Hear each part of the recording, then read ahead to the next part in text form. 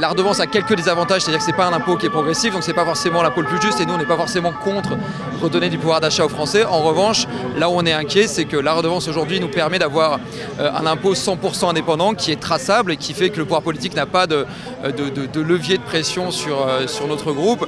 Si demain on a un financement qui est voté chaque année au budget, c'est sûr que ça peut être compliqué pour nous dans le rapport de force avec le pouvoir exécutif. Nous, ce qu'on veut, c'est pouvoir continuer à avoir des moyens pour pouvoir faire du vrai journalisme indépendant et indépendant de toute pression du pouvoir économique et politique. Si demain c'est une ligne dans le budget de l'État, ça veut dire qu'il faudra aller négocier chaque année son budget.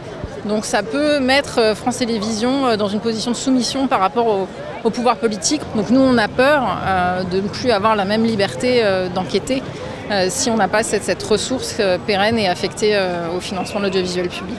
Si chaque année on doit aller mendier devant le gouvernement pour avoir le financement, c'est là où le jeu devient perverti. C'est là où, par exemple, sur une chaîne de service public, si on reçoit le ministre de l'économie et des finances, eh bien peut-être qu'on sera plus enclin à être moins offensif, moins percutant, en sachant que notre financement est en jeu. Et ça, il ne faut absolument pas que ça se produise.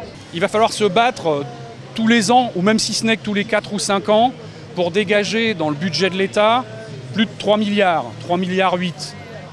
Avec les contraintes budgétaires actuelles, on voit bien que ça va être extrêmement compliqué. Donc c'est la porte ouverte à des grosses réductions budgétaires. C'est-à-dire qu'à France Télé, on va peut-être supprimer une chaîne supplémentaire. À Radio France, on va peut-être supprimer une radio ou basculer France Musique exclusivement sur le net et plus en hertzien. Le MOVE serait peut-être menacé aussi, et des emplois seraient à terme sans doute menacés. D'année en année, on nous coupe des moyens, on voit des plans de départ, etc.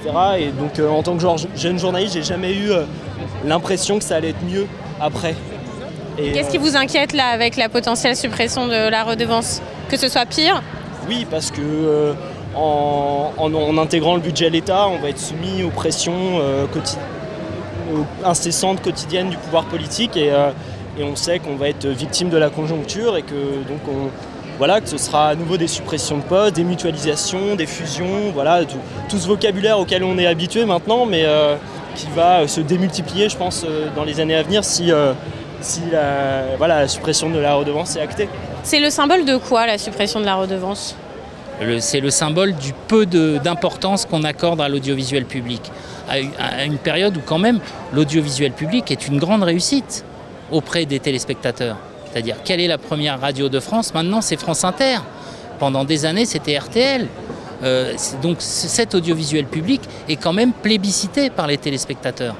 Donc c'est quand même une attaque aussi contre les téléspectateurs et contre l'information qu'on leur donne. Les documentaires, les magazines d'investigation, l'information au quotidien, je le rappelle, 25 antennes en région, des antennes nationales et des antennes ultramarines. On est partout dans le monde. Personne, c'est le plus gros réseau d'Europe. Alors on peut l'attaquer, mais je pense qu'en attaquant l'audiovisuel public, c'est une manière d'attaquer la démocratie. Aujourd'hui, dans le contexte actuel de concentration des médias dans les mains des mêmes milliardaires, on a besoin, encore aujourd'hui et encore plus que jamais, je pense, d'une information claire, indépendante, vérifiée, sourcée. Aujourd'hui, l'information de service public, elle est plus que jamais nécessaire, surtout dans le contexte actuel. L'indépendance du service public, c'est pas seulement pour notre plaisir, c'est important pour la crédibilité qu'on a vis-à-vis du public. Les gens financent l'audiovisuel public, ça leur appartient, ça n'appartient pas au gouvernement. Et si on n'est plus vraiment indépendant du gouvernement, on n'est plus crédible par rapport au public.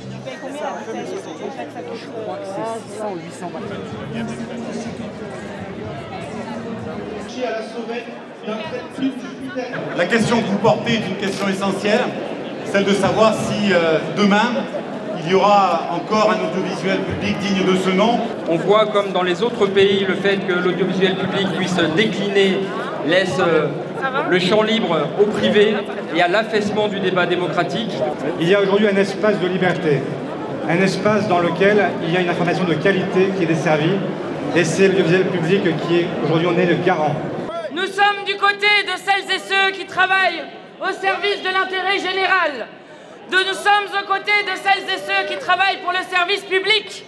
Et si nous sommes si nombreux et nombreuses aujourd'hui, comme députés de la nouvelle Union populaire écologique et sociale à être ici, c'est pour rappeler que lorsque tout est privé, nous sommes privés de tout. qu'ils ont raison de dénoncer cette espèce d'arnaque de la suppression de la redevance, qui est une mesure qui fait croire à une augmentation du pouvoir d'achat des Français alors que c'est rien du tout, alors que par ailleurs, s'il faut financer le service public de l'audiovisuel, il faudra bien aller prendre ailleurs dans les enveloppes de l'État. Donc en réalité, vous mettez dans une poche, vous prenez dans l'autre. Mais la première des choses, c'est éviter que ce service public soit pris en chantage budgétaire par le politique.